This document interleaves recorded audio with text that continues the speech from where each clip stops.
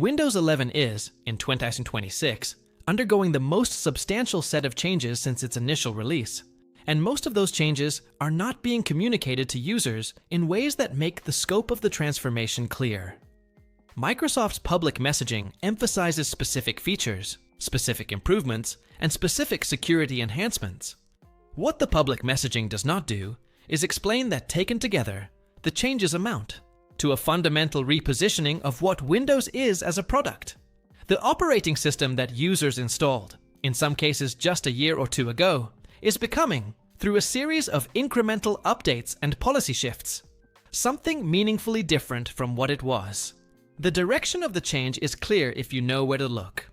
Windows is moving from being software you use to being a platform that uses you. From being a tool you control to being a system that manages you. From being an operating system to being, in important ways, an advertising and data collection vehicle with operating system features. I want to walk you through the specific changes, the direction they are moving in, and what it means for users who find themselves wondering whether the Windows they installed is still the Windows they thought they were installing. Let me start with the most visible of the changes, which is the AI integration that Microsoft is weaving into every layer of the operating system. Windows Copilot, which was introduced in late 2023, has, through a series of updates, expanded from a sidebar chat interface into a deeply integrated system that now interacts with your applications, your files, and your activity history.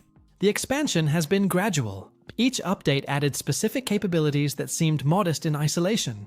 In aggregate, the capabilities now amount to an AI system that can observe, analyze, and act on almost everything you do on your computer. The Recall feature, which records screenshots of your screen on a continuous basis, is the most discussed example. But there are others. The Copilot sidebar can now read the contents of your active applications. It can suggest actions based on what you are doing. It can execute those actions when permitted. The integration has been deepening across every major release. The issue is not that the AI features are useful or not useful, though the utility is debatable. The issue is that the features involve, by their nature, substantial data collection and processing, and that the processing happens in ways that are not always clear to users. Microsoft has made efforts to improve the privacy posture of these features, including on-device processing where possible and opt-out mechanisms where on-device processing is not possible. But the direction of the product remains toward more AI integration, more data use, and more of the computer's activity being observed and analyzed. For users who value the kind of private, controllable computing that Windows used to offer, the direction is uncomfortable. The second substantial change is the shift toward cloud-dependent functionality. Features that used to work entirely on the local machine are increasingly dependent on cloud services. File storage defaults point to OneDrive. Document creation defaults to Microsoft 365 online services. The Start menu shows suggestions pulled from Microsoft servers. The search bar queries web results even when the user wanted a local search. Authentication routes through Microsoft account infrastructure by default.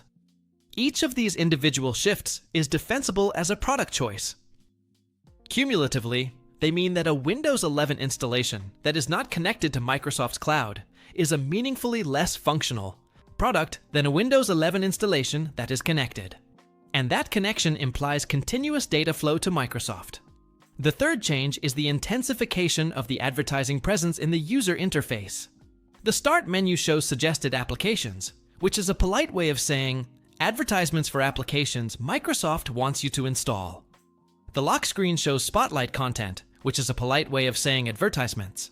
The notification system can receive promotional content from Microsoft about Microsoft products. The Settings app has prompts for upgrading to premium services. The Edge browser, if you use it, has its own layer of advertising integration. The cumulative effect is a user interface in which the line between functional content and promotional content has blurred. For users who remember a time when operating systems did not contain advertising at all, the shift is notable. The fourth change is the tightening of the authentication requirements. Microsoft's push toward Microsoft accounts for Windows sign-in has progressed. Creating a local account on Windows 11 Home has become progressively harder. with the setup flow providing fewer and less obvious options for users who prefer local authentication. The recent changes have made the setup process more aggressive about requiring internet connectivity and a Microsoft account, and the workarounds that advanced users have used are being closed off with successive updates. For users who prefer the traditional model in which an operating system has local administrator accounts that do not depend on online services, Windows 11 is a worse product than previous versions of Windows. The fifth change is the changes to the update model. Windows Update, which used to be a mechanism for distributing security patches and occasional feature updates, has evolved into a delivery vehicle for changes of all kinds. Feature updates now bundle in new integrations with Microsoft services, changes to the user interface, changes to defaults, and changes to capabilities that users may not have consented to in any meaningful sense. The updates are, in practical terms, difficult to decline without also declining security patches.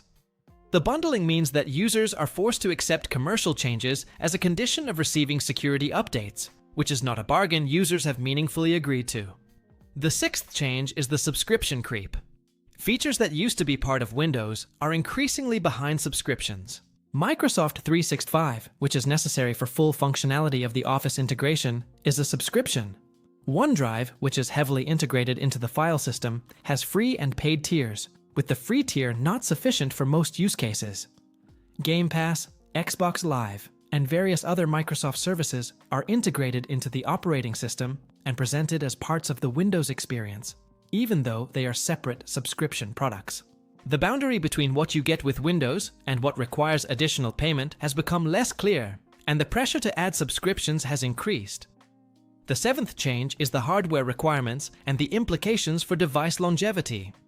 Windows 11's requirement for TPM 2.0, for a specific generation of processors, and for other hardware features has effectively made a large population of existing PCs incompatible with Windows 11. Microsoft's position is that these PCs should be replaced. The market's position, increasingly, is that this position is unreasonable, and that the environmental and economic costs of forced hardware replacement are not justified by the security improvements that Microsoft cites. For users whose hardware is technically capable of running Windows 11, but is not approved by Microsoft, the result has been the choice between paying for a new machine, accepting the end of security updates, or switching to Linux. The eighth change is the evolving attitude toward user choice. Windows has historically been a platform on which users had substantial latitude to configure their environments. That latitude has been gradually narrowing. Specific settings have been hidden from the user interface. Specific configuration options have been removed from the Settings app and relegated to Group Policy, which is not available on home editions. Specific behaviors have been made non-configurable, with the justification that the configurations would confuse users or cause support issues. The cumulative effect is a Windows that is less configurable than the Windows of a decade ago, and that is specifically less configurable in the directions users would most want, which is toward more privacy and more local control. The ninth change is the quiet but significant changes to what Microsoft considers acceptable practice in shipping the operating system. The Windows of a decade ago did not show advertisements, did not aggressively push cloud services, did not require online authentication, did not have deep AI integration with data collection implications. The Windows of today does all of these things. None of the individual changes was announced as a fundamental shift in what Windows is. Each was presented as an incremental improvement or an addition. Cumulatively, they have transformed the nature of the product. The user who installed Windows expecting one kind of product has, through updates, ended up with a different kind of product, and the lack of explicit consent to that transformation is a legitimate concern. These changes are not occurring because Microsoft is confused about what users want. They are occurring because Microsoft's commercial priorities have shifted, and the operating system is being aligned with those priorities.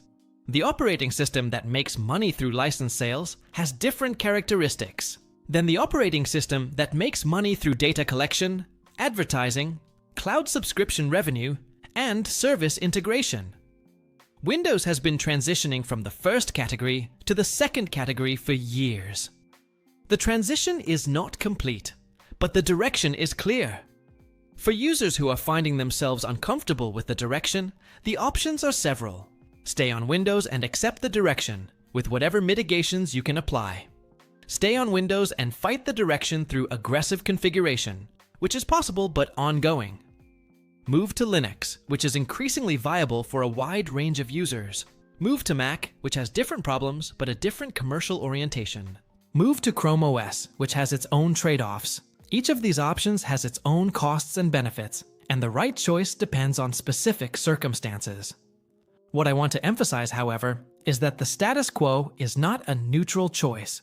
Staying on Windows is a choice, with its own implications. The implication is an operating system that is moving, relentlessly, and by design, in a direction that serves Microsoft's commercial interests rather than user interests. The historical relationship between Windows and its users, in which users owned and controlled their machines, and Microsoft provided a tool that worked for them, is being replaced by a different relationship in which Microsoft manages a platform, and users are participants in that platform under the terms Microsoft sets. Users who want the old relationship need to find a different operating system. The new Windows is not going to provide it. Subscribe for the next video, which is a specific walkthrough of the major changes coming to Windows 11 in the next major update, what each change means in practice, and the specific steps to mitigate or avoid the effects of the changes. And in the comments, tell me which of the changes I described concerns you most. I find that different users focus on different aspects, and the collective view of what is problematic is more nuanced than any individual perspective. The conversation about what Windows has become and what it should be is ongoing, and your voice is part of it.